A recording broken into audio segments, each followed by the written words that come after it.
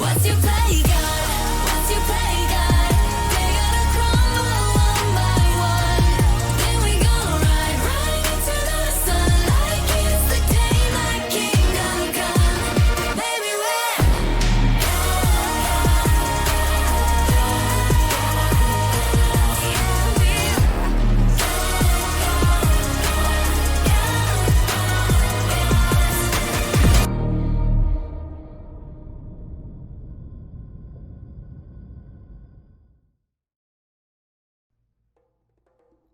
Hey guys, what is up? Super K-Man Rocks here, and we are finally here for day number 9, the final day of the Swiss stage here at Worlds 2023. We've gone through all 8 days before this, all 4 rounds before this, and we finally get into our final day before we know the 8 teams that are going to qualify for the bracket stage for the quarterfinals that have an opportunity to be your world champion here in 2023. This is what everything has been built up towards. It is win or go home for every single team that we are going to talk about today. We've got 3 awesome series to cover, but of course, as per usual, let me know what you guys were expecting from these series down in the comments section below. Did they go as you anticipated? Were any of these upsets?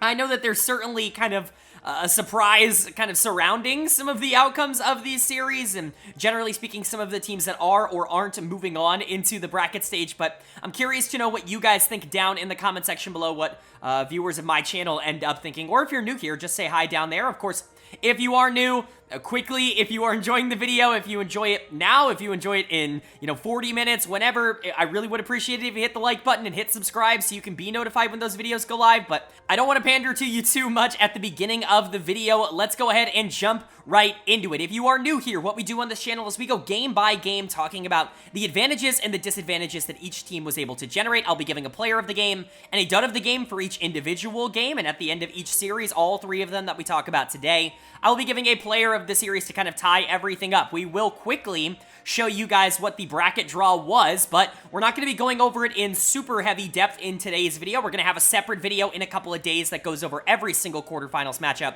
super in-depth, lane by lane, and also gives a little bit of a bracket preview for those who might be interested in what my thoughts are and expectations are for who could be going far in this tournament. But today is mostly going to be spent talking about day number 9, about the final games of Swiss. So let's kick it off with our first series of day number 9, and it was an LCK battle, the second time that these 2 teams have faced off at this tournament, and one of the countless times that these 2 teams have faced off across 2023. It's a matchup between the number 3 seed from the LCK in KT Rolster and the number 4 seed from the LCK in Dplus KIA. Very unfortunate that one of these teams is going to go out here, but it really is the fault of their own. Maybe not so much for KT, but definitely for Dplus KIA, who just really did not have a great start to this tournament. They have rebounded a bit against weaker opponents, but KT is a different beast, as we saw the first time these 2 played against each other at Worlds. They had a best of 1, obviously, on day number 2, which KT was able to take relatively easily, I would say. They looked really good in that game. Specifically, their bot lane just kind of outclassed DK. Deft and Kellen were really struggling at the beginning of the tournament. That was kind of the narrative for Dplus KIA as we went throughout the first couple of days. They obviously have gotten a little bit more back on track, playing against BDS, playing against GAM. Some easier teams, definitely some easier bot lanes, and so it is something to keep an eye on. If Aiming and Lehens can be as good as they were the first time these 2 teams played off against each other here at Worlds, this is going to be a pretty KT Rolster favored series, and I think Deft in particular is the player that you really have to watch and look at and say, if he can perform at a really high level, if he can be Deft, if he can be the player that he was at Worlds for DRX last year, or just who he's been over the course of his career, even what he's been for this DK team in 2023, I think that gives them the best shot, because you're looking at the rest of this map, and honestly, DK's not outmatched anywhere else. It's really just the bot lane where you're concerned. Kana versus Keen should be Keen favored if you look at the regular season and the LCK, but at this tournament so far, Kana's honestly been the better top laner. Keen has very much underperformed across this tournament and really has not been great in a lot of the games that KT has played. Cuz and BDD, while I really like them as a mid-jungle duo, and they've really kind of exploded as one of the more consistent ones in the world, they're facing Canyon and Showmaker. It's just really hard to count those 2 out in a win-or-go-home type of series here at a big international tournament, and so when you're looking at DK and you're looking for avenues that they could take to potentially go and win a game or win a series here against KT and qualify for the quarterfinals, they have those, and really the only question mark is going to be that bot lane. Can Kellen continue to stay locked in, because he was really poor at the beginning of this tournament, and can Deft step up and be that, primary carry, especially that early game kind of resource haver that he was in the LCK? That's going to be a big question mark. But for KT Rolster, first of all, can topside kind of rebound a bit? Keen has not really been all that good at this tournament, like I talked about. He was my number 2 top laner in the world coming into the tournament, and so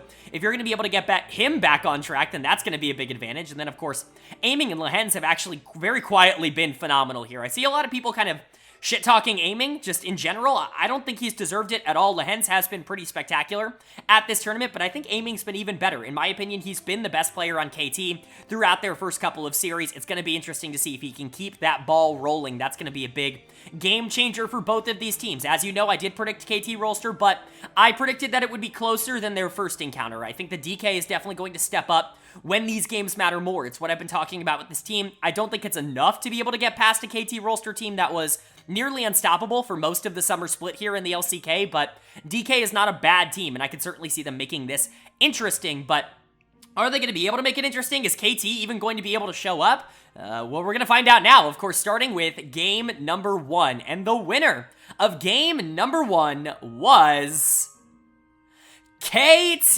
Rolster. They are going to take the first game of this series. They're going to go up 1-0 in this best of 3. Reminder, we still are in the best of 3 stage, and so no best of 5s just yet until we hit the quarterfinals. That means first to 2 in these series. Winning game 1 is incredibly important, not only for momentum, not only for confidence, which is obviously huge between these two teams, or just between anybody at Worlds at the current moment, but also because it gives you that flexibility of potentially being able to try some stuff, or, mess up a combo in game number 2 that maybe you don't have the luxury of doing if you lose game number 1. So, big win for KT Rolster, and honestly, for a lot of this game, it didn't really feel like it was going to be a KT Rolster victory, because DK was kind of getting everything. KT was kind of ceding a lot of pressure throughout this game, and I think draft-wise, you can see why they're going to do that, because, you look at KT's draft, and you're like, oh, they don't exist until, 25 minutes into the game, until 2 items into the game. They can't really contest anything that DK is going to be doing, and so instead of, trying to contest, and instead of trying to fight for these dragons and fight for these Rift Heralds and, try to make things interesting in the early game, they say, screw it, you can have that kind of stuff. We're going to be strong. We're going to get to this power spike. We're going to get to the part of the game that we can be the strongest at, and they absolutely did that. So, again, quickly, we talk about draft at the beginning here. Very clear ideology for KT Rolster. Viego, Azir, Zeri. This is late game team fighting. This is uninteractive early game. This is trying to get as far into the game as possible, as quickly as possible, and I can commend them for that. That's a strategy that I think could work. It's certainly not what I would go for in the current meta. I've talked a lot on this channel about how I think it's really strong to power spike in the mid game at the current moment. I think that is really where a lot of teams start to make or break a lot of their game plans, and we've seen that throughout this tournament, not only at this tournament, but even before that, all of summer. The mid game has been crazy important to be able to dominate, to be able to control the map and the tempo of how the rest of the game goes, but DK actually goes for a comp that wants to win early, and in fact, they have a lot of lanes that I think do really well early. Top side of the map should be a complete haven for DK in this game. Not only is Jarvan much faster than Viego, and he should be able to contribute a lot more in the early game, even if I do like Viego in the early game, but you R5 Nico into KT Rolster here. That's an incredibly good pick into Azir. Nico's one of the best, if not the best, early game mid laner in the game right now. Obviously, a lot of people are still looking at picks like Jace and Tristana, and I like them a lot. I think they're very undervalued in terms of this tournament up until this point, but Nico's right up there with them in terms of the impact that she can have very early on in a game, because her damage is super high on base. Obviously, people think of her ultimate towards the back half of the game, and that's good, but she can be the easiest gank in the game at level 3. So, you already have an idea of what you want to do. You do have the Rumble on the top side. Keen goes and counterpicks it with his signature Rise in the top lane. This is something Keen has played a ton of over the course of his career. It's really fun to see, and I can understand the idea of Rise in a Rumble. Typically, I'm not really a top lane matchups guy as a mid lane player myself, but Rumble Rise is a matchup I actually do know relatively well as a mid lane player, mostly from the Rumble perspective, and I would say it's slightly Rumble favored, at least early. Rise is going to do so much more in terms of splitting the map late, though, and I think that's what you want to do for KT here, is you want to have this really strong 4v4, and then try to pull one of either Jarvan or Rumble or Nico or somebody out of that fight so that they have less tools to be able to try and deal with you in that regard, and I get it. It's not necessarily what I would go for, but if Keen wants to play the Rise, it does make a lot of sense in that same vein. But again, you have a lot of pressure here. I think Nico into Azir is borderline unplayable for Azir in terms of the early 1v1 matchup, and especially if you want to 2v2 that, there's really just not a lot Azir can do into that matchup. And unfortunately for DK, they didn't take advantage of it enough. You can talk about how they were able to generate a lot of leads, and they were able to do, you know, objectives. They were able to get dragons. They were able to kind of control the map at least a little bit. That lead didn't get nearly big enough to stop KT from just outfighting them as the game went on and on and on. And I think a big part of that was just the fact that what we talked about in the intro and what we talked about in the preview ended up coming true. This KT Rolster bot lane is simply just better than what DK is offering on the other side of the map right now. Aiming is once again going to get a player of the game for me. I think he has the most of anybody at this tournament, which is crazy because I see people kind of shit-talking his performances at this tournament. I don't really know where that's coming from. I do think it's been more of a team effort from KT rather than just one individual player playing well. But aiming's been really good and really consistent. He's maybe not creating a ton of advantages himself for the team, but he's taking the advantages that the team is able to generate for him, and he's capitalizing on them times 100, and I think that that really ends up working out. He was the most important player in this game. I do think the Rise was also very, very influential. It's good to see Keen get on a pick that is kind of comfort for him and end up looking really strong, but it was definitely the Zeri that ended up changing this game and made a lot of these fights a lot easier. Lehens was really good on the Nautilus in that same vein, but on the flip side of that, my dud of the game is going to go to Deft in the bot lane for DK. You can talk about how they did have a lot of opportunities here. They had Hextech Soul in this game, and even with all of that, Deft was failing to deal damage. He was not stepping up. He was not really playing all that aggressive. I like Aphelios a lot in the current meta. I specifically like him a lot more than Zeri. I think he's essentially just a better version of what you're getting in nerfed Zeri at this point.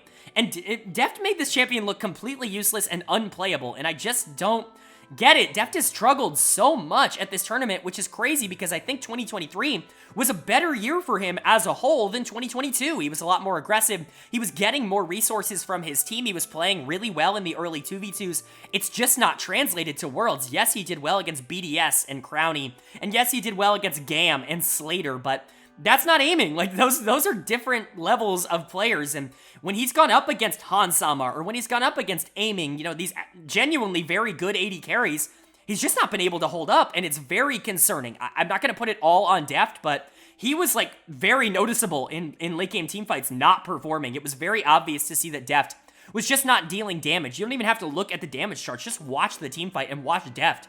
He's not doing anything in a lot of these fights, and that's definitely a problem.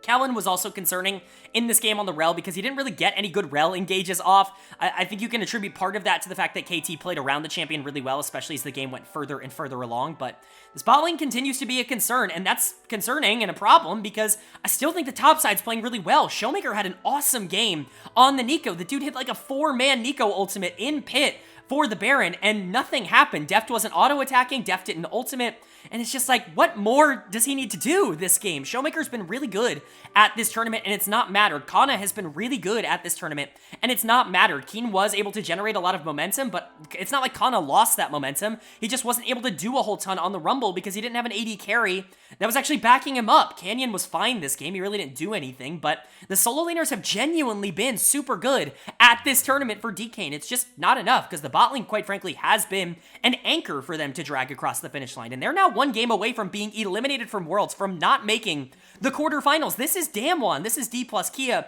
this is Canyon Showmaker, this is Deft coming off of a World Championship. This is a must-win game for them. The expectations are simply too high for them not to make quarterfinals in Korea in 2023, and so must-win game for DK, but KT, despite their ridiculously difficult schedule, despite the fact that everyone has stopped believing in them, you know, reportedly, according to all the analysts, no one saw them getting into the quarterfinals at the beginning of this tournament. They are one game away from even overcoming all of that and still getting themselves into the quarterfinals, potentially to get a little bit of an easier draw, hopefully. They just need to win this game number 2. If Aiming and Lehens can perform well again, then that's basically going to be a wrap. I imagine if Deft and Kellen can't step up, that's going to be the key. But are they going to be able to do that, or is KT going to be able to close it out in a clean sweep? Well, the winner of game number 2 was KT Rolster. They are going to take game 2. They're going to wrap up this series in a nice clean 2-0 sweep. and they are officially going to be moving on to the quarterfinals here at Worlds. Congratulations to KT Rolster. I know a lot of people going into this tournament didn't respect you, didn't put a lot of trust and thought into your name because you're KT and because Worlds is in Korea, and the last time that those two things mixed, it didn't quite go super well for you. Well, we say that. It went pretty freaking well. You lost to the eventual world champions in the quarters, but a lot of people expected more, but I don't know. I don't know what about KT got people to kind of jump off the bandwagon. I've stayed on it. I still felt pretty confident about them moving into this tournament. I think I had them at number 6 in my primer, in my pre-tournament power rankings, and I think that's right about right. Maybe they're a little bit lower than that, but I think 6 or 7, that's probably almost exactly where they've ended up being. It's been a good run so far. For KT, they've had a ridiculously tough road to end up getting here, you know, for as much shit as we give the West. KT hasn't played a single Western team at all at this tournament. They've only played teams from the LCK or the LPL, which is super unfortunate. It's definitely not how they probably drew things up, but even despite all that, they're sitting there in the top 8 with an opportunity to potentially make some more noise happen. For DK on the other side, it is a disappointing defeat, not being able to take a single game. Losing 3-0 essentially to KT over the course of this tournament is not really what you wanted to see.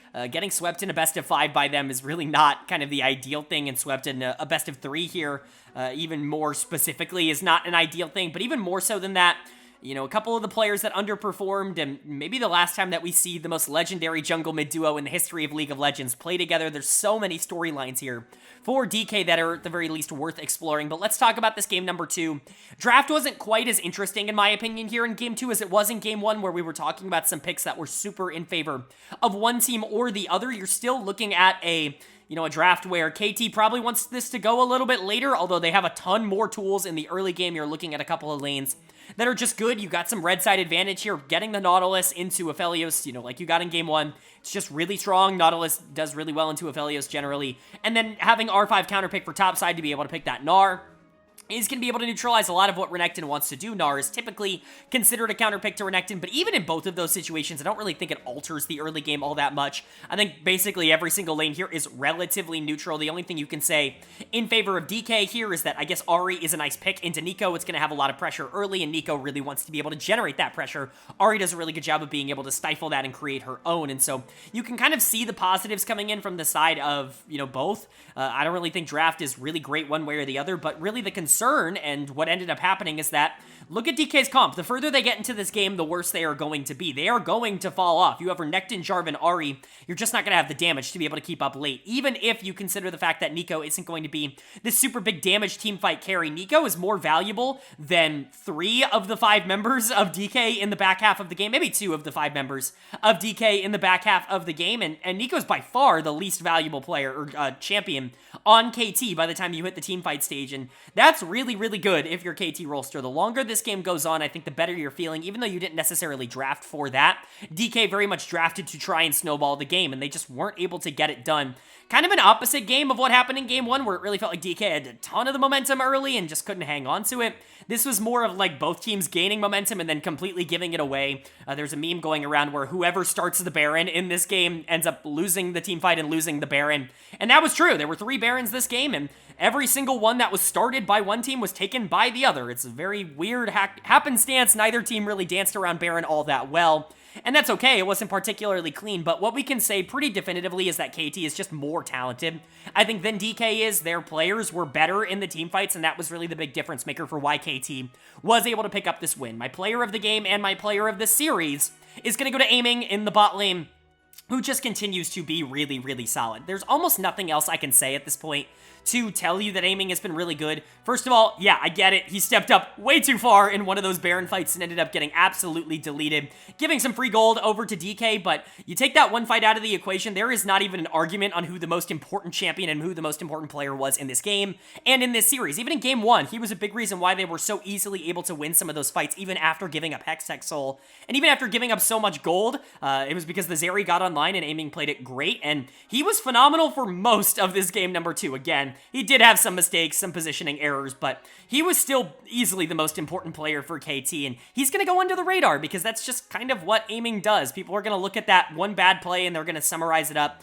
I think he deserves a lot more than that. He's been really good for this team, and this was another good performance. But everybody, I think, did their job. I think Cuz was very underratedly very good on the Viego in this game. Viego does a lot more than just carry games through damage. He can actually set up a lot of these other carries really well. I think Keen was fantastic. This was his best series at Worlds by a pretty large margin. Obviously, the Rise in Game 1 was good, but the Gnar in Game 2 here was incredibly important. If you don't have that front line, that consistent front line to be able to eat a lot of the engages coming in from the other side, you just don't really have a lot of shot to be able to keep Zeri or to be able to keep Viego alive for them to be able to get their stuff off in this game. Keen was basically the perfect supportive front line, weak side tank in the top lane. Everything that you could possibly ask for coming in from him, so really good stuff all around. Lehens had a couple of good hooks, although I don't think he was perfect in this game. And then BDD was solid enough on the Nico. He didn't really need to do a whole ton like I talked about. I just don't think this is a particularly good Nico game in terms of draft, but for KT, they've overcome a lot of the negatives that they've been given at this tournament to be able to get themselves into the quarters, and that's awesome for them. But for DK, it's just tragic how this season ends up going. I'm not entirely surprised to see them knocked out in the Swiss stage. They were the team that I was arguably the least confident in, maybe outside of Weibo, if you want to consider them, of the major teams that people had a lot of confidence in. I definitely had less confidence in DK than I did in KT. They were a tier below them in my primer going into this tournament, but even I couldn't have predicted how they ended up getting here and what some of the underperformances had been. Def's scoreline looks really good, but again, I don't think he played particularly well in this game. There were a couple of fights where he was doing well, but it wasn't like aiming where he messed up one fight and throughout the rest of the game he was really good. Deft was about 50-50 in a lot of these fights, and that's just not acceptable for an AD carry at this level, but he's not going to get done of the game. That is going to go to Showmaker in the mid lane, who I just hyped up a ton in game number 1. I was talking about how impactful he was on the Nico, and how if he had better teammates around him, there was a lot more he potentially could have done in that game. Not so much on the RE here. He was anemic in terms of the damage he was able to output by the end of this game. It was just a disappointing performance, and especially considering there are heavy rumors that say this might be the last game that Canyon and Showmaker ever play together as a duo, especially on this team. This is a tough way to go out. This is the 100th game that they've played as a duo in professional League of Legends, and neither of them really performed all that well. Canyon had a couple of good moments. I will say Canyon was probably the best player on DK in this game number 2. He was the one that was keeping it alive for them, but he wasn't carrying the game by any means. Kellen had a couple of good engages, but also he was getting on the Gnar in the late game. What are you doing? You're Alistair. You have to be able to try and get on the back line. It was awful. Kana was whatever on the Renekton. There's only so much you can do on that champion by the back half.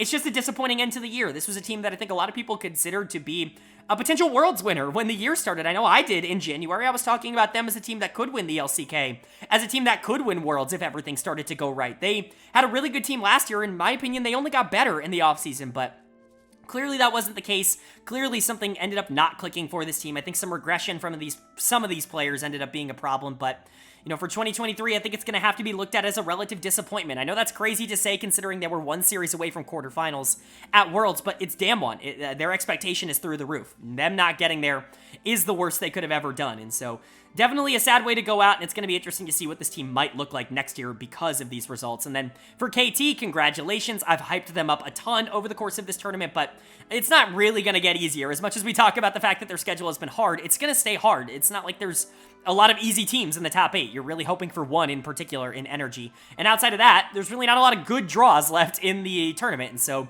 if you're KT, you got to be able to keep your foot on the gas, but they've defied the expectations to get here. I think a lot of people have continued to doubt them. And now they're sitting in the top 8. I think they have the potential to go much further than that. And I think a lot of that has to do with how well this team had played in this series. And then moving on to our second series here of the final day, and this one is really, really intriguing. It's probably the least of the close ones you would guess on paper, but both of these teams are so volatile and both have shown such different tape over the course of this year, whether it be good or bad. They both have so much of both that it's honestly very difficult to kind of determine what the expectation for both of these teams are going into a series like this. We're talking about a matchup between the number 2 seed from the LEC in Fnatic and the number 4 seed from the LPL in Weibo Gaming. Very fun matchup because I think both of these teams are just crazy, crazy aggressive and really fun to watch. There have been moments where both of these teams look like they have been quarterfinal caliber, and I think there's definitely one that is the favorite going into a series like this, but I mean, who knows, man? Any Weibo gaming series truly can be won by anyone, almost entirely due to the fact that Weibo can win any game and can lose any game, no matter who they're going up against. So I guess we'll talk about them first because they are the favorites going into this. Weibo has actually been really good at this tournament. They've kind of been almost exactly what I was expecting in my primer. It's a pretty good take of mine. I had them at number 8 above G2. People were not particularly happy about that, and obviously that hasn't translated entirely well because they did lose to G2 at this tournament, but I think round about 8 or 7 or somewhere around that range is probably right for where they should have been at this tournament. And a lot of it has been pretty expected. Now, the avenues they've been using to get there have maybe not been as expected. We talked about how Light and Crisp have kind of been the backbone, the consistency for this team throughout the year, and Xiao, who, for the most part, while he has kind of fumbled some laning phases and has looked pretty bad, you know, against really good mid laners, is consistent enough where I can think he would be more than enough of a positive in team fights to justify a spot here at Worlds and to be a quarterfinals, a semifinals caliber mid laner.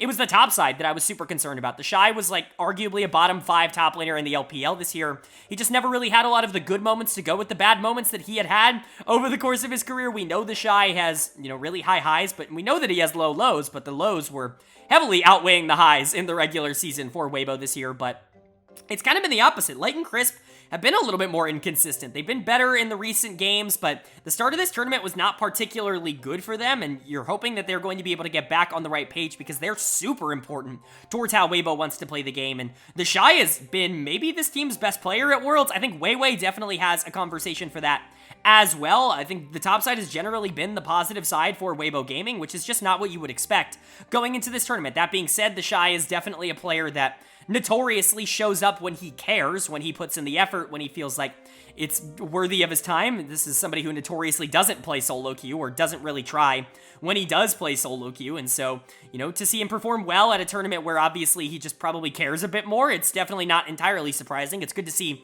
the talent is still there, but Xiaohu's probably the big turning point for this team. He's kind of been bad at this tournament. Maybe not awful, because he's had a couple of really good games as well, but he's had a couple of bad games. He's been way more inconsistent than he was in the LPL, and I think that's certainly something to monitor. But for Fnatic on the other side, they're just kind of meh, right? They're the worst of the teams that are left here in the 6 that are kind of trying to qualify on today's games, at least in my opinion.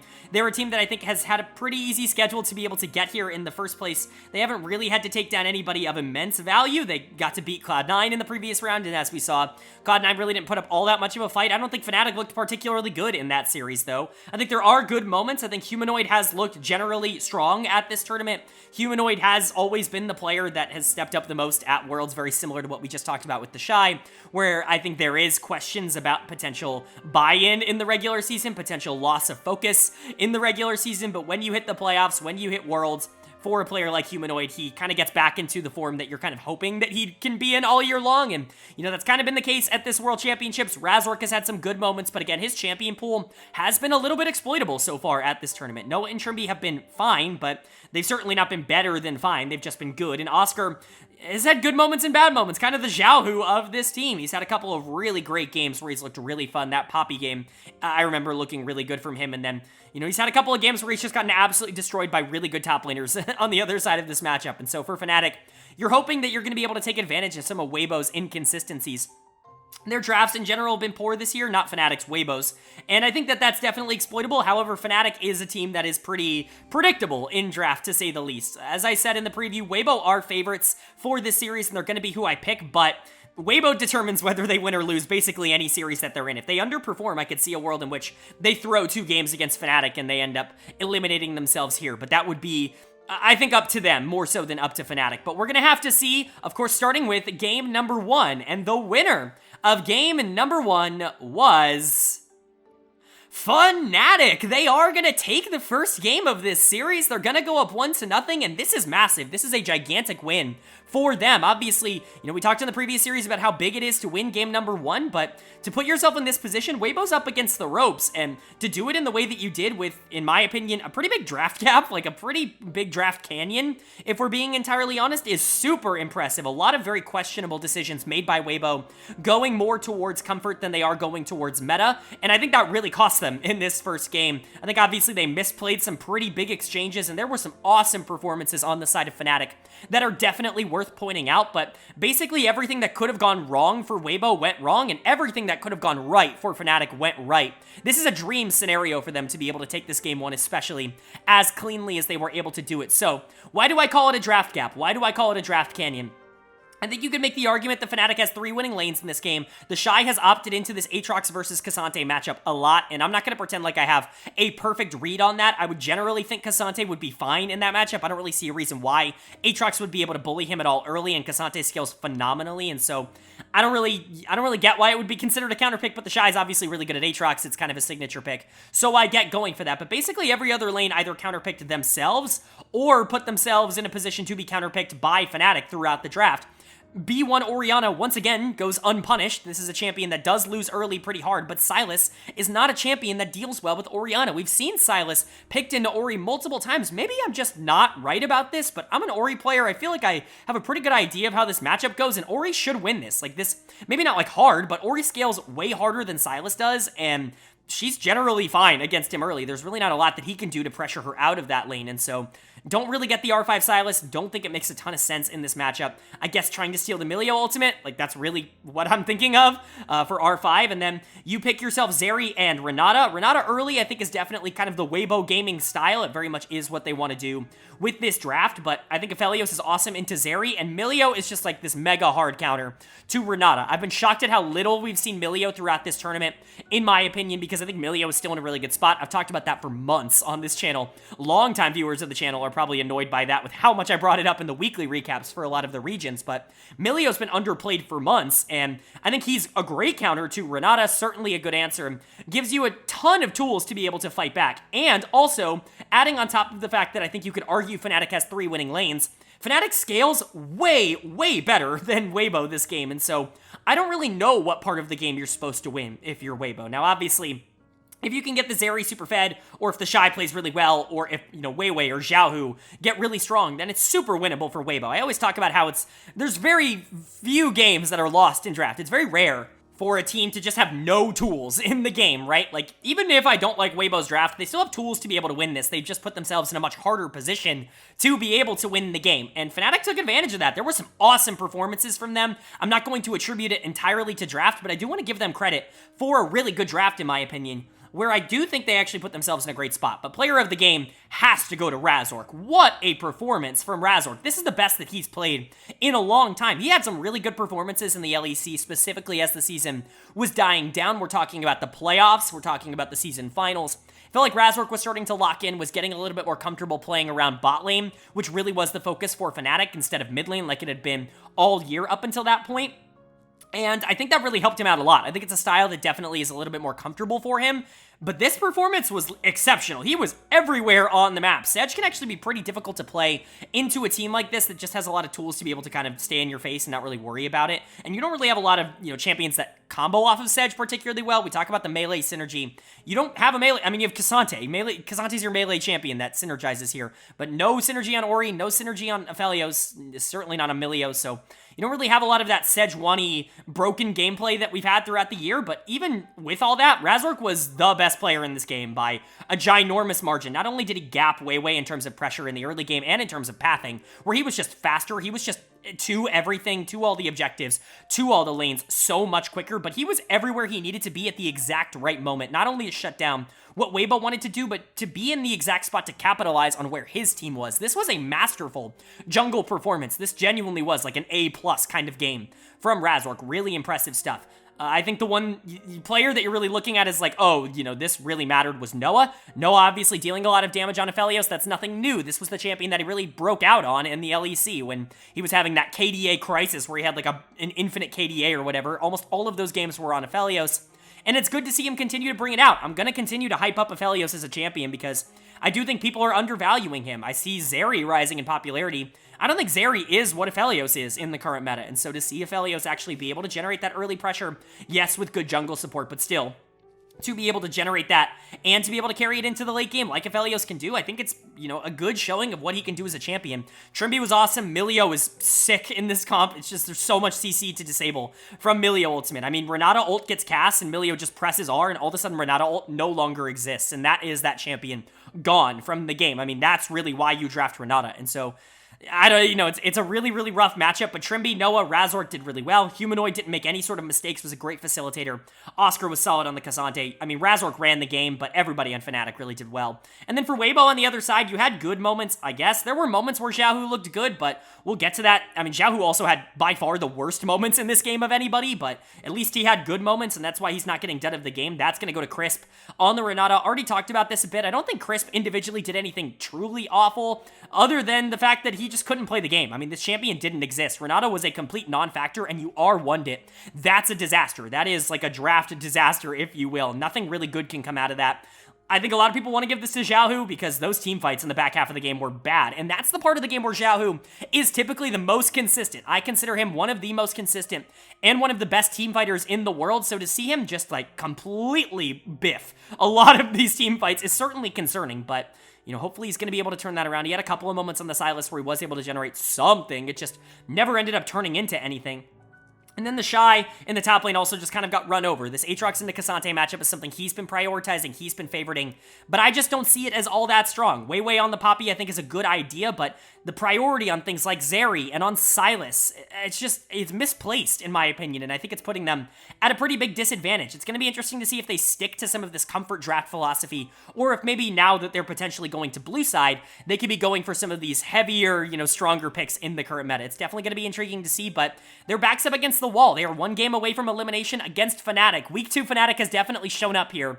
In game number 1, they just need one more win to close it out and shock everyone to move on to the quarterfinals. Are they going to be able to do it here in game 2, or is Weibo going to keep the series alive? Well, the winner of game number 2 was Weibo Gaming. They are going to take game 2. They're going to even up the series at 1 apiece, and we are going to a game number 3 with Worlds and quarterfinals status on the line. Being able to make that quarterfinal stage or being eliminated, one final game to determine it. But before we jump into the game 3 stuff, we of course have to talk about game 2. How did we end up getting there? How did these teams perform? Well, Weibo obviously took the win, but it was kind of a weird game. I think in general, a lot of the advantages Fnatic generated in game 1, they just forgot about in game number 2. A lot of the things they did right, they basically did the opposite here in game 2. Even draft advantages that they had on blue side, that they had opportunities to continue to have here on red side, they turned down. They wanted to go for a different style of draft, and clearly it ended up costing them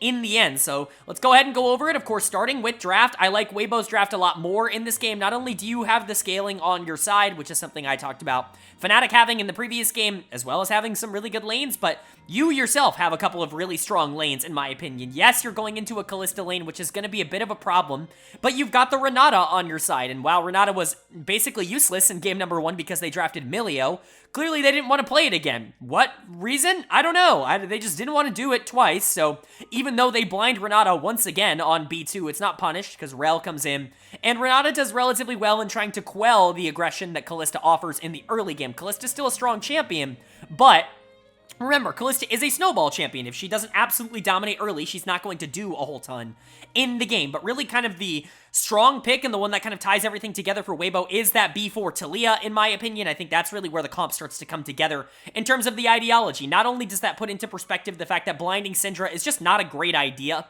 in the current meta, which we'll talk about. I see a lot of takes on Syndra in general. I see a lot of takes on Kalista in general as well, which I'm going to talk about. It's definitely going to be something that I bring up. There are a couple of champions that I think are falling into what I like to call narrative purgatory here at Worlds, because casuals like to look at the numbers, the win-loss numbers, the pick numbers, and then form an entire opinion about how strong a champion is from those, and I want to debunk some of that, but even outside of that, I think the context of taking R5 Lee Sin makes a lot of less sense here. A lot less sense, I should say, here, because of the Taliyah on B4, and so, just in general, I think Weibo did a really good job of kind of putting everything they wanted to get together. I think Taliyah plus Maokai is an underrated mid-jungle duo because they're both AP.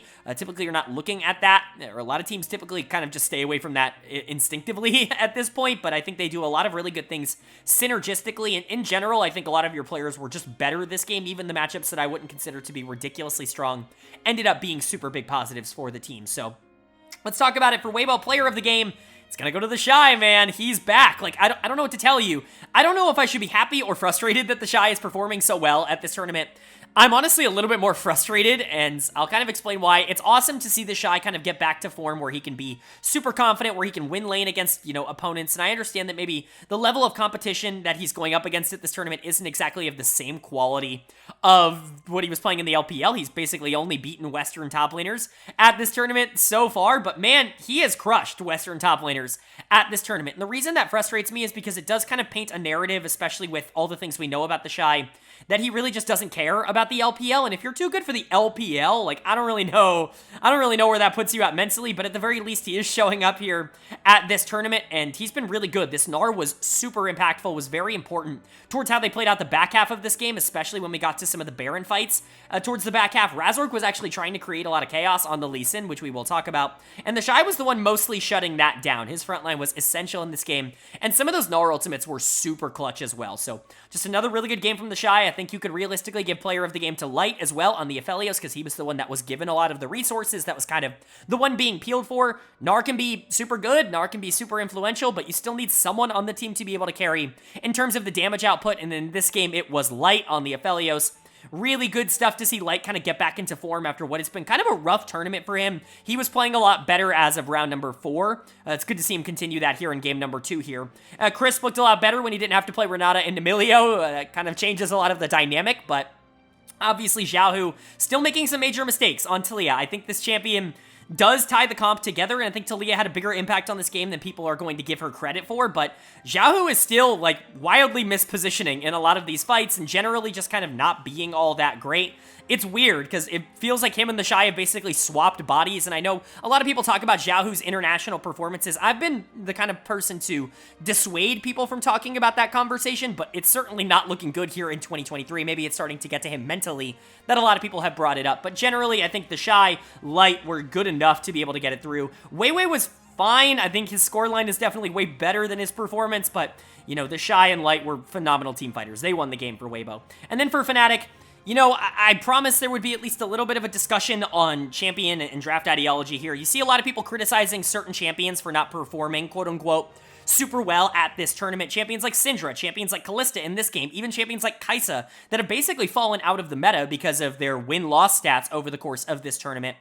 And I just kind of disagree with that heavily. I think context surrounding why those champions have not performed well is ridiculously important, and obviously I think generalizing a champion's performance by just a couple of numbers, especially with such a small sample size, is incredibly detrimental towards actually being able to build good comps.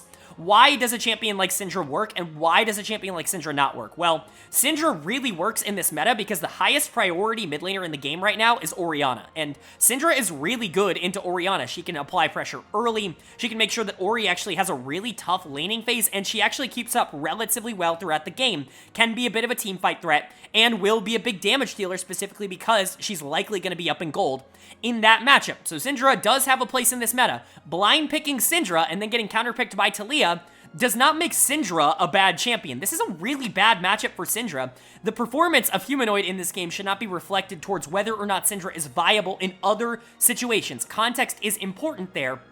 This is not a good game for Syndra. I think Syndra's a strong champ, and obviously she does hold a strong role in the meta as what I consider to be the strongest pick into Orianna in the current meta, but not blind. I know Humanoid plays her, but just kind of, you see a lot of people saying, what does Syndra even do? Against Talia? Not much. Like, it's very context dependent. Same thing with Kalista. Kalista can be very strong in the right hands, but when you R1 Kalista, and then all of a sudden the enemy's like, well, I guess we'll just take Renata, right? And we'll kind of try to shut down the early lane phase, and you don't try to support that Kalista with something that is going to try to dominate 2v2 very quickly. Like, Rel can be a problem, but not really in the isolated 2v2 specifically into an Aphelios who's just going to be too long range for the Rel to matter. Then all of a sudden the pros of Kalista start to go out the window, and the context of why Kalista is strong and why she's been permabanned by a lot of these teams ends up not translating. And so yeah, it does look like Kalista and Syndra don't look all that strong in this game, because Fnatic took the strengths of these two champions and basically said, no, they're strong, quote unquote, so we're going to pick them outside of their strengths. And that's not necessarily how, draft in League of Legends works. That's just not how League operates as a game. It's the same thing for something like Kai'Sa that has fallen out of the meta. Teams have really moved away from Kai'Sa. We've seen way more Zeri today than we have Kai'Sa Kai'Sa, and I think that's a travesty, because Kai'Sa is double the champion right now that Zeri is, but because she hasn't performed well in some of the earlier days of this tournament, people have moved away from her. Okay, what was Kai'Sa not doing well at this tournament? Kai'Sa was losing to Xayah. When Xayah was not getting banned, when she was getting B1'd every game, day 1, day 2, even day 3, when Xayah was still highly prioritized and not really seen as the biggest threat in the meta at that point, Kai'Sa was still, you know, a lot of people's choice as the answer, and Kai'Sa's just not good into Xayah. Xayah's the S-tier champion in general, but especially in the bot lane in the current meta, and Kai'Sa already has a bad matchup.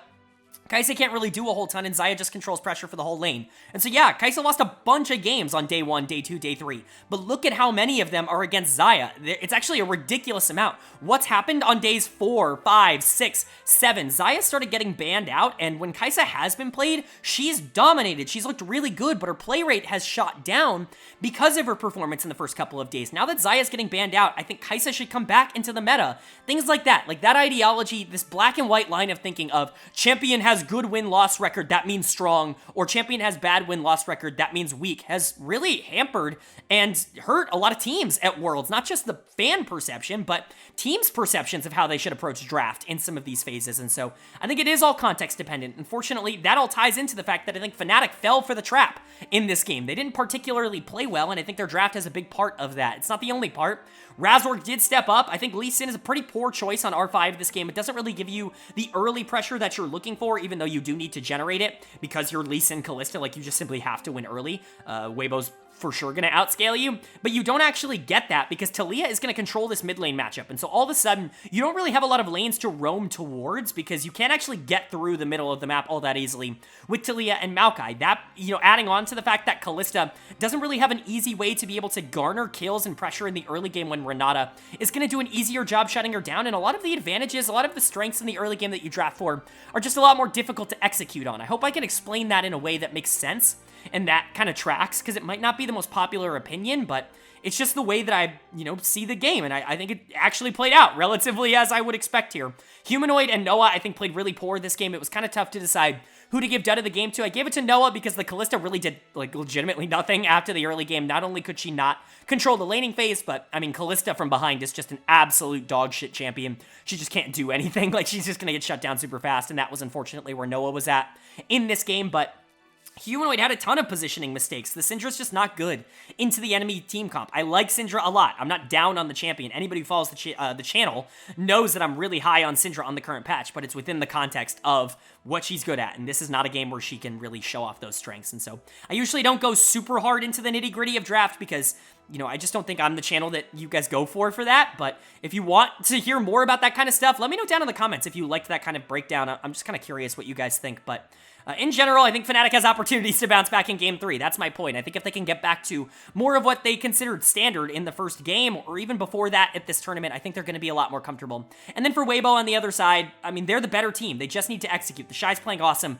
Light and Crisp have been looking really good so long as they're in a position to actually be able to flex some of their mechanical talent. If Xiaohu can keep his head on straight, I think Weibo should be able to take this Game 3. But am I right about that? Or is Fnatic going to prove me wrong? Well, the winner of game number 3 was Weibo Gaming. They are gonna take game number 3. They're gonna take this series 2-1, and they will officially qualify for the quarterfinals here at Worlds. A team that has been wildly inconsistent, but has shown legitimately amazing flashes over the course of this year, is finally starting to put the pieces together. They're starting to realize what their upside can be, and they are going to be one of the top 8 teams in the world as we head into the quarterfinal stages. This is going to be the end of the road for Fnatic, but generally speaking, this is a major positive for them. I know it doesn't necessarily feel like that to European fans right now, just because of a lot of the things that have been going on in the region as of late, but for your number 2 seed to be a team like Fnatic that got 9th and then 8th in the first 2 splits of the season, and then for them to put everything together in such a short time span, with Oscar coming in into the top lane, with Noah coming in into the bot lane, with them, you know, acquiring Trimby as the new support, only having Razork and Humanoid being starters from the beginning of the year for this team, and then being one game away from making it to the quarterfinals of Worlds, that's incredible development. That's an incredible year for Fnatic, and we'll talk about them as we get further along. But of course, we do have to go over game number 3 here. This is a very polarizing draft for both teams. I think both teams have a ton of advantages, and I honestly don't hate either draft. Both teams put themselves in a position to win this game. I will be abundantly clear when I say that. I think for Weibo, what ended up getting them the victory is the fact that not only do they have a ridiculous amount of bot lane pressure, finally going towards something like the Caitlyn Lux. This is something that I've been very adamant about on this channel. Things like Caitlyn Lux, things like Senna Tahm Kench, these are very good bot lanes that I think it's just now that teams are realizing you can play at a crazy high level and can counter a lot of these scaling-minded AD carries that have kind of dominated the meta, whether that be Kai'Sa or Aphelios or Zeri or Jinx or anything else into that archetype.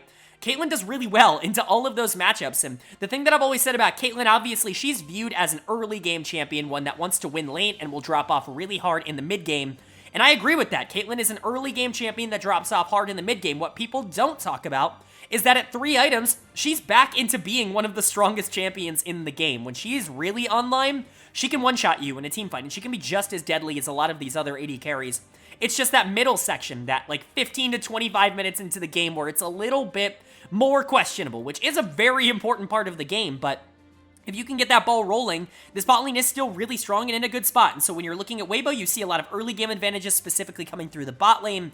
And then you see a bit of scaling. Azir plus Caitlyn is actually a very scary teamfight duo to have to deal with in the front to back. And you've got frontliners here with K'Sante and with the Maokai, and Lux is obviously going to help with that in that same vein. But Fnatic really dominates the mid game here, and I think a couple of their picks are obviously very good for the isolated lane phase. I think Olaf into K'Sante is one of the few bad matchups for K'Sante. It has been, even if I really don't think it's that bad. Olaf definitely wins and is definitely stronger in the matchup, and Sylas is awesome here on B2.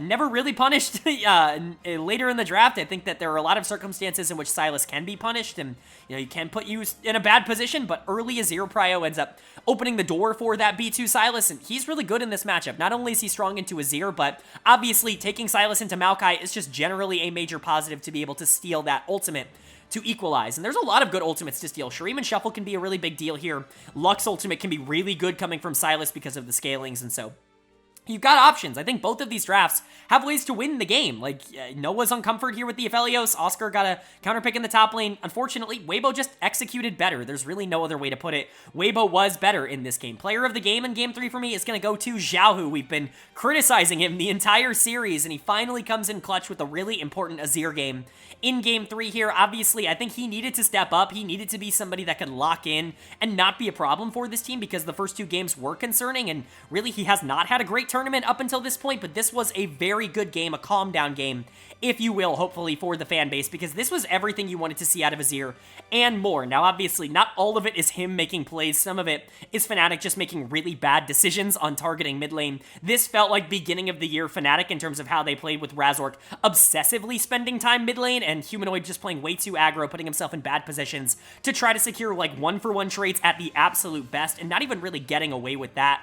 The Sylas was just diving under tower so much. Who would have thought that diving Azir over and over again when he can just Shuriman Shuffle you back into the tower is a bad idea? It blows my mind, but Xiaohu did have to capitalize on that, and he was doing a ton of damage in the late game team fights anyways, and so even if you want to say that Fnatic was the one that kind of gifted him a lot of the good moments, he still was the most important player in this game. But player of the series as a whole, maybe shockingly, is going to go to Light for me. He didn't get a player of the game in 2 or 3, but he was the most consistent player across both of those games. Xiaohu getting player of the game here in 3 was really bad in 2, and the Shy got it in 2, and quite frankly, he was the only player who lost on Weibo in game number 3. Part of that is definitely the matchup, but it is worth noting, and so I'm going to give player of the series overall to Light.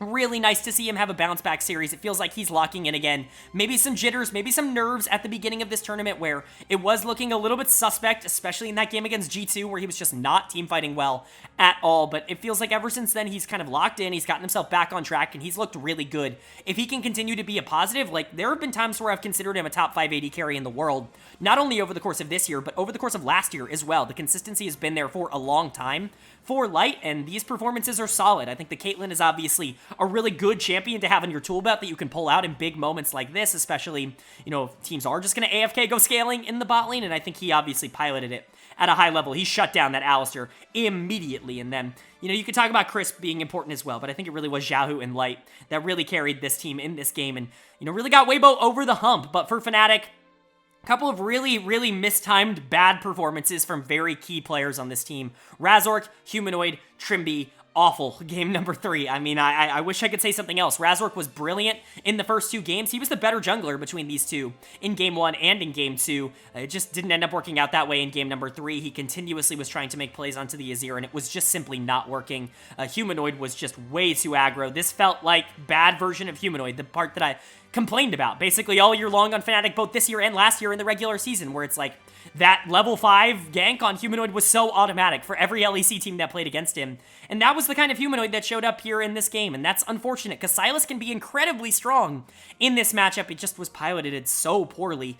And then Mad Cow Disease definitely took over. Trimby's going to get done of the game. Now, I know I just had a whole segment in the previous game about how don't look at win-loss rates, you have to look at context for Kai'Sa, for Syndra, for Kalista, for all these champions.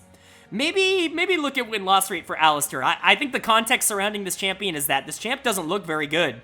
That maybe the combo is just a little bit more difficult to pull off than it has been in previous patches, but Alistar is just not performing well at this tournament. And it's in a variety of comps, and it's against a variety of comps. It's just not working for Alistar. Obviously, this is a tough game for Alistar because you're just never going to get on Caitlyn. You're never within range to even be able to try and deal with her, and it's not like a zero short range either.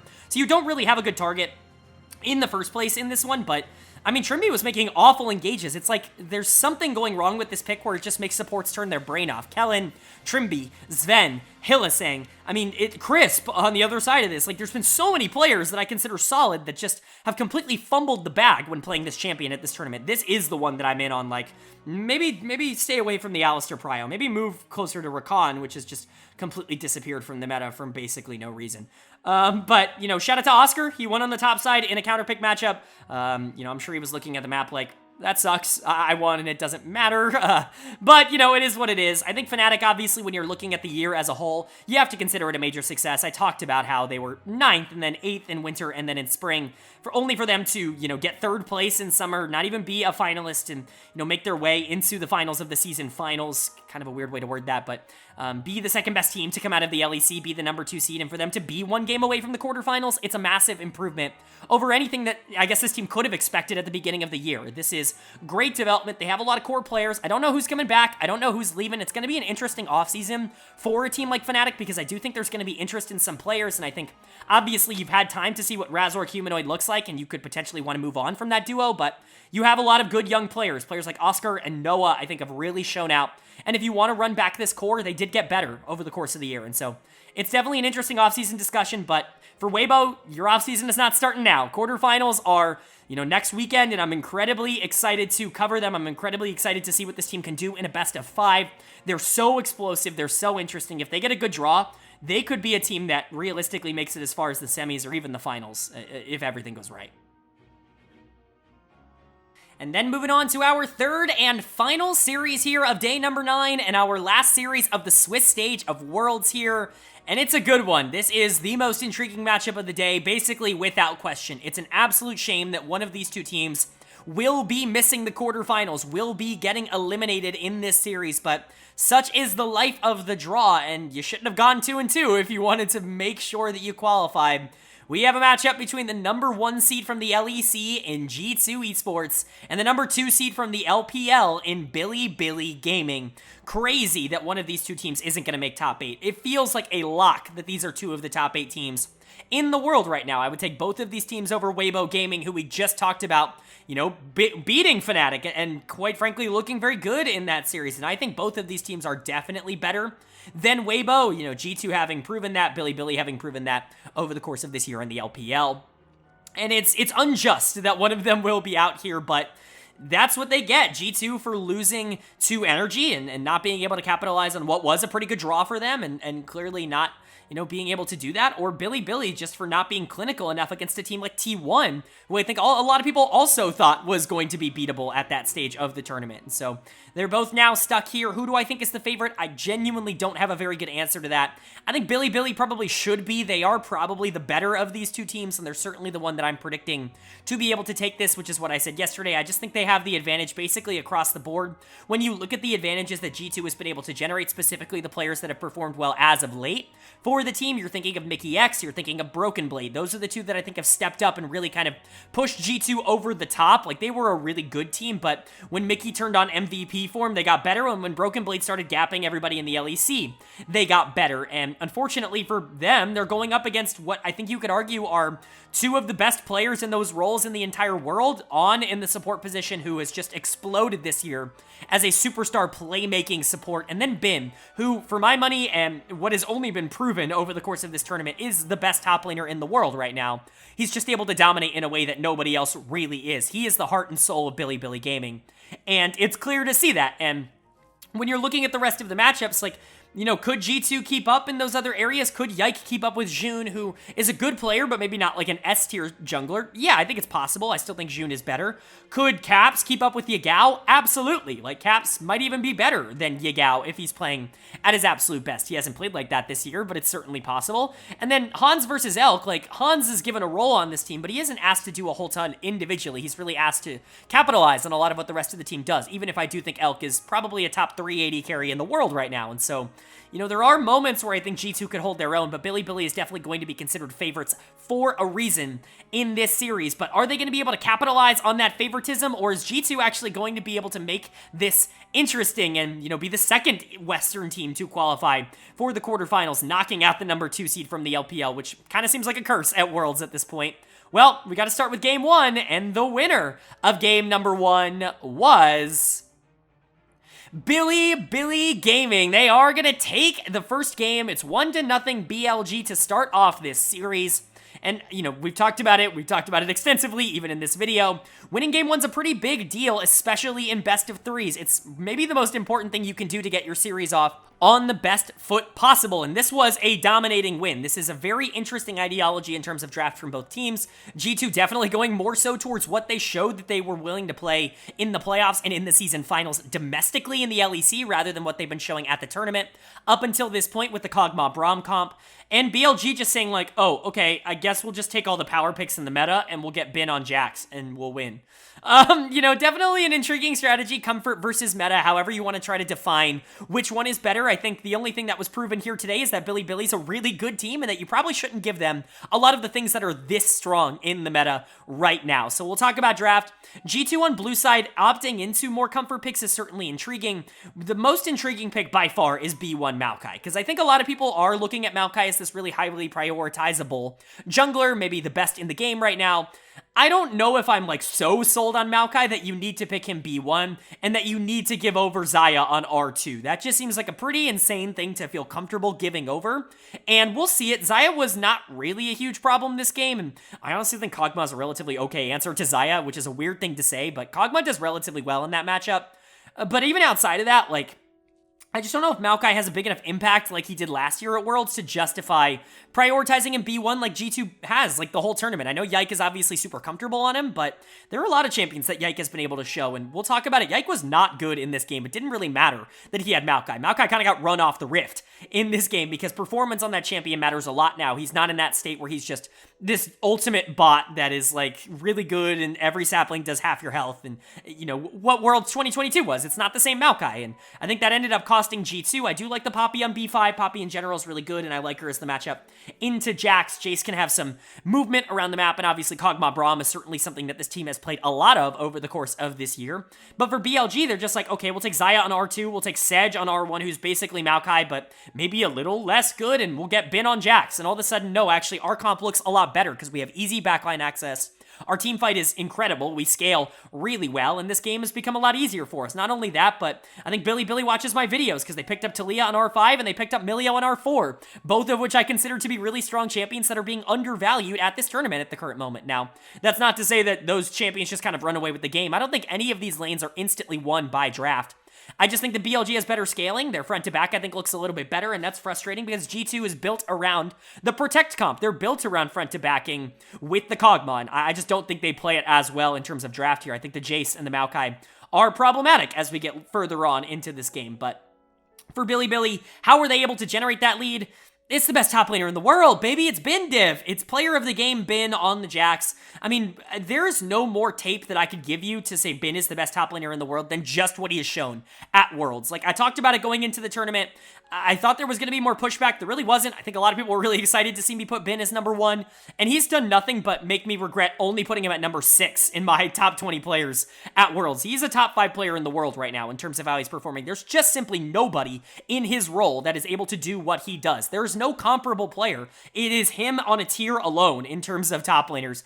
You can talk about players that have this big impact on the game every once in a while and can be big frontliners or are very useful towards their team, but nobody carries like Bin does out of the top lane role. Nobody. There is no comparable player. Even the Shy does it in a very different way. Bin is just one of one. He truly is. I don't use that phrase lightly, but Bin truly is one of one, and we saw that again in this game on Jax. Spoiler alert, he's not going to be allowed to have Jax for a lot of the rest of this series. They made the mistake in Game 1, and surely they were punished for it. The rest of the comp, I think, played out really well, though. Jun was really good in this game on the Sejuani, was constantly moving around the map, was definitely the better jungler of the two. Topside diff was very important this game. We'll talk about Broken Blade and Yike, who both really underperformed, but Bin and Jun, to their credit, I think definitely overperformed and played really well. Yagao was very solid. This is how you're supposed to play Talia. You're supposed to be able to shove, even if you don't have a ton of lane prio, and just, like, play for jungle. And jungle's a really strong role right now. If you're able to do that efficiently, you're going to be able to generate tempo, basically no matter what the enemy does. It's the reason I'm really high on Talia, and I think we saw that in this game. Milio continues to win at this tournament, just straight up win. Being able to cleanse all CC is really good against Maokai. Like, I don't know, man. Milio's just really strong. I think that ultimate is super undervalued, and I imagine his priority will continue to go up. There are a lot of teams here that have been willing to dip their toes into the Enchanter pool, and I think Milio is one of the best in the entire game. Renata and Milio definitely seem to be kind of the highest of highs in terms of what those champions offer. Lulu seems to have fallen out of the meta, which is certainly interesting. No changes from playoffs to now, where she was kind of the highest prioritized Enchanter, but Renata and Milio are great picks too. I just think Enchanters are undervalued in general, but really this was a Gigabin game, and there's really not a lot you can do about that once he starts to get online. And for G2, unfortunately, just got gapped in some pretty important roles. Dud of the game is going to go to Yike. He was miserable. This was his worst international game. MSI and Worlds combined. Like, this was the first time it really was like, oh, Yike's getting mega gapped. Like, he's just not capable of keeping up with Bin or Jun or Yagao or the pressure that's being created by Bilibili on the other side. He was stationary for a lot of this game. Farming Maokai is not exactly the route that I would want to go. Power farming Maokai, I don't think helped out his team a lot. There was a joke that Caps was roaming more than Yike, and it's true. Caps ganked more this game than Yike did. He was roaming all the time. Caps was trying to use his advantage in the mid lane to create prio, but the problem was it really did kind of feel like a 3v5 this game, with Caps, Hans, and Mickey doing something. Hans and Mickey weren't even that good. I'm not going to say they were awful. They probably looked worse because the rest of the map was getting destroyed, but Caps basically 1v9ing, and then Broken Blade and Yike just completely running it down. The Poppy is a really strong pick, even specifically into Sejuani plus Jax. It's really difficult for you to actually be able to punish Poppy early on in games, but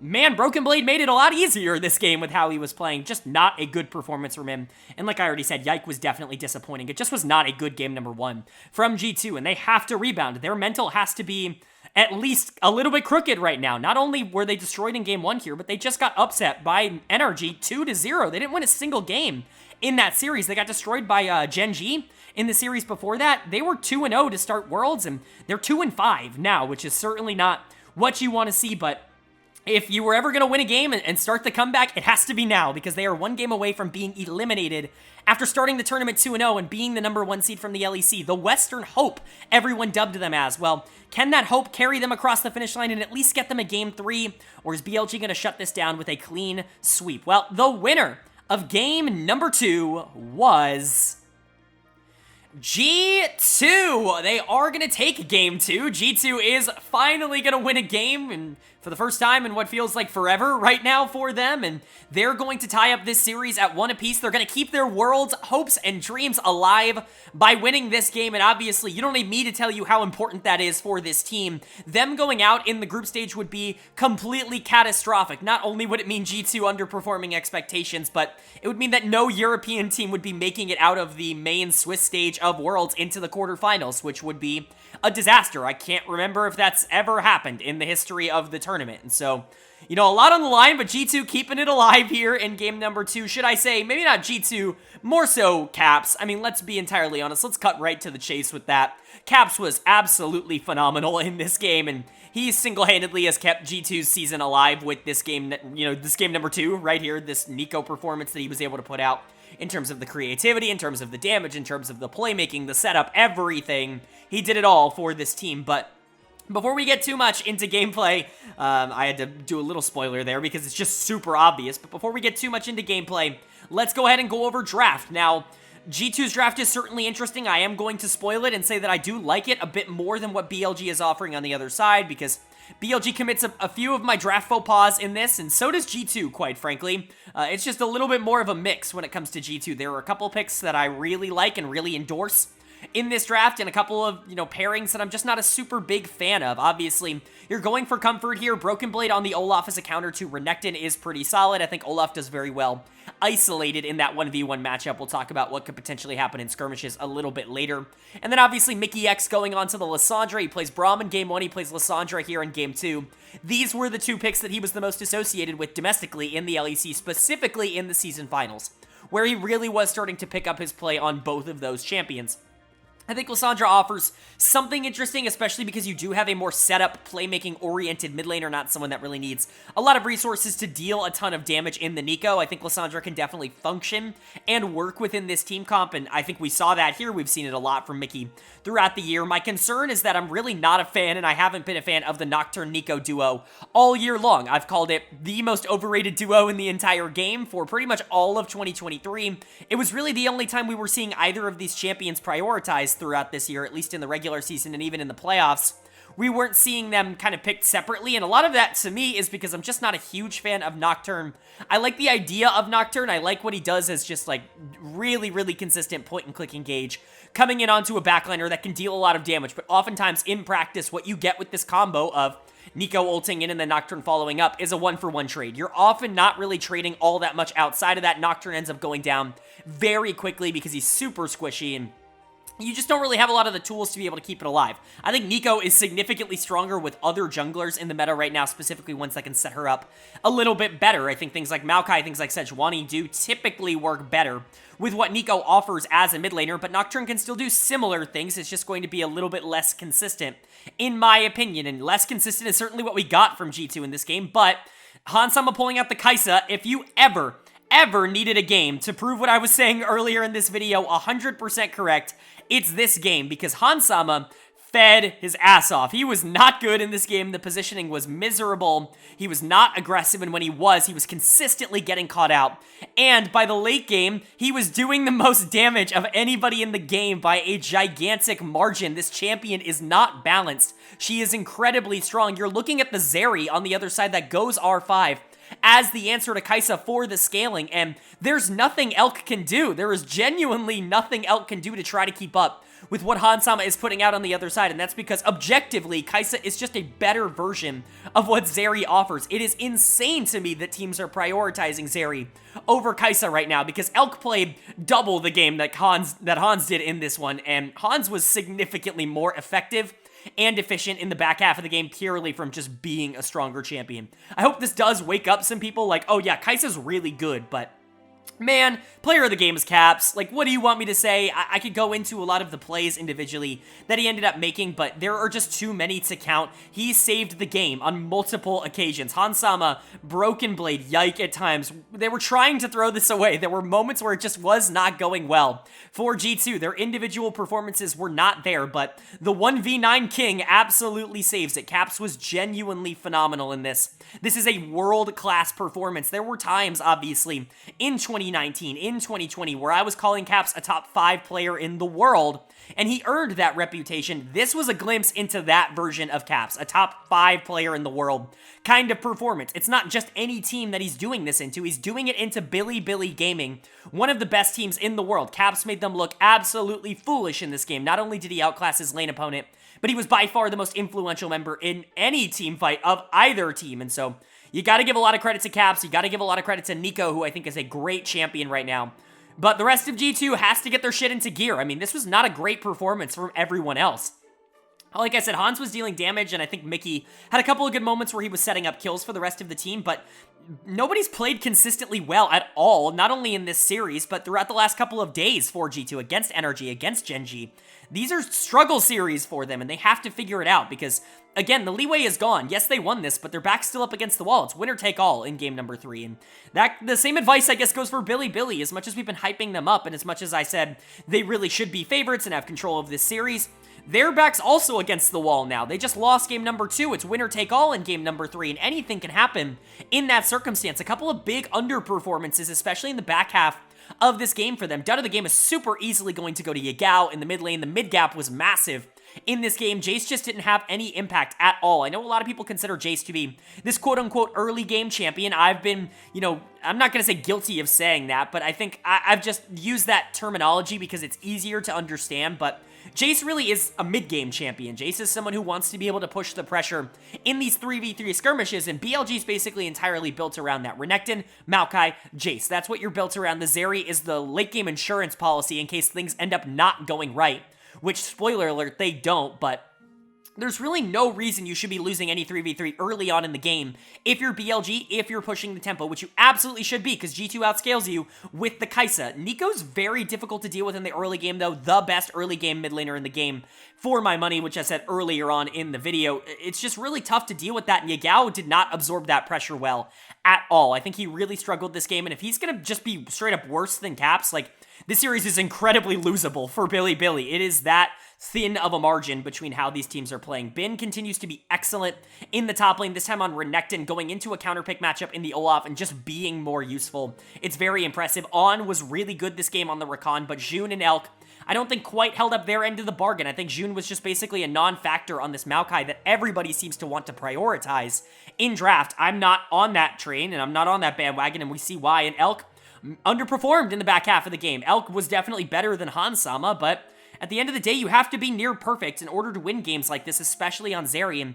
he just wasn't, and this team wasn't, and BLG now is one game away from being eliminated, so is G2. It's winner take all, the final game of the World Swiss stage. The winner will be moving on to the quarterfinals as the final team, and the loser will be going home. So who's going to take it? Well, the winner of game number 3 was Bilibili Gaming. They are going to take game number 3. They're going to close out this series with a 2-1 win, and they will officially lock their place in the quarterfinals of Worlds in 2023, and that means that G2 has officially been knocked out of the Swiss stage at Worlds already. It is insane, it is wild, it is crazy considering the start that they had to this tournament, but they are done, and this will officially mark the first time since 2014 that no European team will qualify for the bracket stage of the World Championships. It is incredible. They really had a lot of opportunities. They definitely had a chance to be able to qualify, and they just couldn't get the job done. 3 best of 3s in qualification scenarios. Yes, 2 of them are against very good teams in Gen.G and Bilibili, but the series against Energy was super winnable, and they just couldn't quite get it done. We'll talk about G2 a bit more as we go throughout this, but congratulations to BLG. I think that they were sweating being 1 game away from not making the quarterfinals. That would be an absolute disaster for a team that made the finals of MSI as the number 2 seed from the LPL, but we've talked about it. The curse that kind of surrounds the 2 seed from the LPL is well documented, whether it was Top Esports last year, Fun Plus Phoenix the year before. The 2 seed at the LPL just seems to have some problems every once in a while, and it's good to see Bilibili at the very least bucking that trend in the group stage, or in the Swiss stage nowadays. And I do think they played really well in this series, but they do owe their success to a couple of players in particular. Player of the game in Game 3 was actually kind of difficult. I think this was much more of a team effort than it was one individual player kind of dominating. But I'm going to give it to On in the support position. I love Braum. I've talked a lot about Braum over the course of this year. I think he's a super underutilized pick. I know I say that about a few champions, but I feel like the top-end champions that get played all the time are maybe a little overplayed at the current moment. Usually I'm a fan of just picking best available, but you know, supports like Alistar and Rel, while they're good, I think you can make way for things like Braum and Protect comps, or alternatively, you could go for Milio, you could go for, you know, Renata, some of these more Enchanter picks. I think there's more options in the support position, and I think we're seeing that as this tournament goes on. I mean, we just had a support matchup of Braum versus Bard in a winner-go-home game at Worlds. I mean, that's pretty astounding, to say the least. It is from two support players that are certainly not unwilling to play outside the box, but On was really good, and Braum continues to show his proficiency in games like this, where you can even pair him up with a less carry-oriented AD carry like Ashe, and he can still be ridiculously effective at controlling lanes early. That's why you pick the Ashe here, and, you know, Braum's really good in the early game. His damage is actually very strong. I know a lot of people who know Braum know that his levels 1 to 3, specifically his level 1, are like one of the best in the game. He's incredibly good and difficult to deal with at that level because he has such consistent shutdown and lockdown, and the slow is a big deal when you get Q at level 1, and he does a lot of damage on his autos. His bases are really high, and so Braum is actually a very scary champion to deal with. That's why you picked him in this matchup, is because you want to try and deal with that Kai'Sa early. Obviously, it helps the Ashe out throughout the entirety of this game, and Ashe is a very good pick for this comp, but you're really not looking at a ton of direct damage if you're Bilibili. I like the idea from them to go a little bit more early game to try to control the tempo. We've seen what happens typically when you go early game versus scaling. The early game tends to win. At least at this tournament, that's kind of been a trend, and that's definitely what BLG wanted to do. I'm still not a fan of B1 Orianna, but man, if people keep counterpicking themselves into this matchup with Azir, then I'm going to be perfectly fine with it. I cannot stress enough, Azir is not a good matchup for Orianna, and this is like the 7th game at Worlds where somebody has picked themselves into Orianna. I don't get it. I don't understand why people would go in this direction. It is what it is. It feels like maybe my circle for mid laners is just backwards, because today we've seen someone want to play Syndra into Azir, which is Syndra's bad matchup. We've seen someone want to play Azir into Orianna, which is Azir's bad matchup, and we've seen no one want to play Syndra into Orianna, which is Orianna's bad matchup. So I don't really know. I feel like the rock, paper, scissors is definitely still alive, but, you know, I don't know. Maybe I'm just losing my mind, and it's just not working out at the current moment, but Yagao was good in this game on the Orianna. Bin is the player of the series. I'm not going to try and do some big lead-in where it's like, my player of the series is actually Bin. It's obviously Bin. The dude is the best top laner in the world. Quite frankly, he made Broken Blade look childish in this series. It was not close. Broken Blade got counterpicked 3 games in a row and lost 3 games in a row. It's actually absurd how good Bin is. I would put him up against almost any other player in the world right now. He is very much ascending into that, you know, top 4, top 3 area with, you know, Knight and Chovy and Ruler and Kanavi. Like, he's right there with all of those guys right now in terms of how he's performing. I know he's not going to get the same kind of publicity, but his performances are just as good as anybody else in the world. Scout obviously deserves to be in that conversation as well, but it's just crazy. Like, top 4, 5, 6 players in the world are just untouchable at the current moment, and Bin definitely deserves to be listed among them. He was ridiculous in this series. Not only did he destroy Broken Blade, but he was super influential in teamfights. He's just the best mid-game carry, maybe in any role in the world. Like, he's so good at turning games that are relatively even into games that look like complete blowouts in teamfights, because he just doesn't die. He's so aggressive, and he's constantly in the right spot. I know a lot of people talk about his ups and downs, but his downs have really not been there this year. He's just been really good, and so I'm Team Bin. He was awesome. On was awesome. June was really good in this game on the Jarvan. Yagao and Elk were solid as well. I like what Bilibili was able to do, but like I said for G2, this draft is just very risky. You're going for scaling. Azir plus Kai'Sa is definitely much more of the scaling, teamfight-oriented, late-game style of comp, and I get it. If you don't feel like you can compete lane to lane with a lot of the people that you're going up against early, then maybe, you know, try to survive and try to out-teamfight your opponents, but the problem is that you did get counterpick in the top lane on R4 with the Gnar, and the Gnar got blasted, which is never good in this matchup. Gnar counters Renekton, let's make that abundantly clear. And the rest of your team also didn't do a very good job of surviving into that late game, which is the most important thing you can do here. Caps was pretty miserable. Mickey had a really bad game on Bard. I know the scoreline looks okay, but it was not. The Bard was not working in this game. Broken Blade's obviously dead of the game. I don't think I said that, but that probably should go without saying with how this performance ended up going. It was everybody on G2 that ended up underperforming, and when you look at the year as a whole for G2, generally, you would say that they had a great year. Two-time LEC champions. The number 1 seed to qualify out of the LEC in the season finals, and really the most dominant team by far. They were the team that went the farthest at MSI. They went 2-0 at the start of Worlds against 2 really good teams in Dplus KIA and Weibo Gaming, one of which is in the quarterfinals, but they just couldn't get the job done when things mattered the most. That Energy series is going to haunt them for the entirety of this offseason. I have no idea what direction G2 might want to go in, but they were the Western hope, dictated by every single analyst going into this tournament. And, I'm not going to pat myself on the back at all, but I predicted G2 not to make it out of groups, to not make it out of Swiss stage.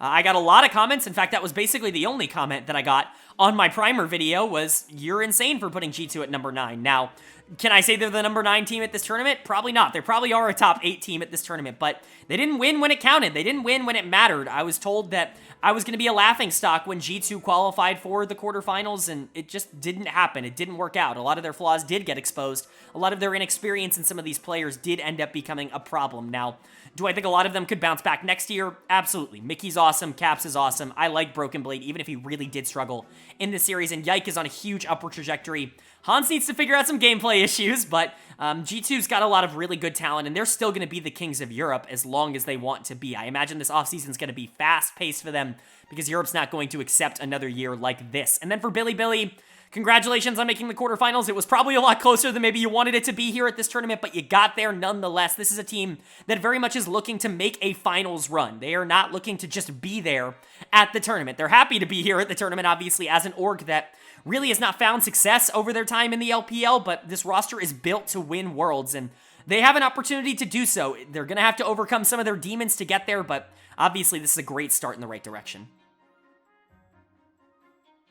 Alright, but that is going to do it for my World Swiss Stage Day 9 and Swiss Stage in general overview and analysis. We covered every single game in the Swiss Stage. We know our 8 teams that have officially qualified for the bracket stage, and the draw is done. It is up on your screen now, and I'm going to be honest, this is best case scenario for me. Not only is there an entirely fun quarterfinals, a really, really fun grouping of matchups in round 1, but I think it sets up for a lot of interesting matches as we go further along into the tournament as well. My 2 tournament favorites are on opposite sides, which is really interesting. I think we have some really interesting round 1 matchups. I'm not going to go in depth on those matchups here today because I am going to be posting an entire video going over not only the quarterfinals, but probably my entire bracket prediction and all of the teams, all 8 of the teams in depth that ended up making this part of it. And so, hit the subscribe button and hit that bell so you can be notified when that video goes live in a couple of days. But I really do hope you guys enjoyed not only today's coverage, but the Swiss stage coverage. We're getting close. Quarterfinals is coming up, semifinals, and then finals. And that's 2023. We've covered every single game in every major region all year long, and it's all culminated to this. I'm very excited. If you enjoyed the video, please leave a like. It really does mean a lot. Like I said earlier, hit the subscribe button. We're posting that expectations and preview video later on in the week, probably on Tuesday here, and so get excited for that. But with all that being said, I hope you all are having a great day. I hope you continue to have a great day, and I will see you all later.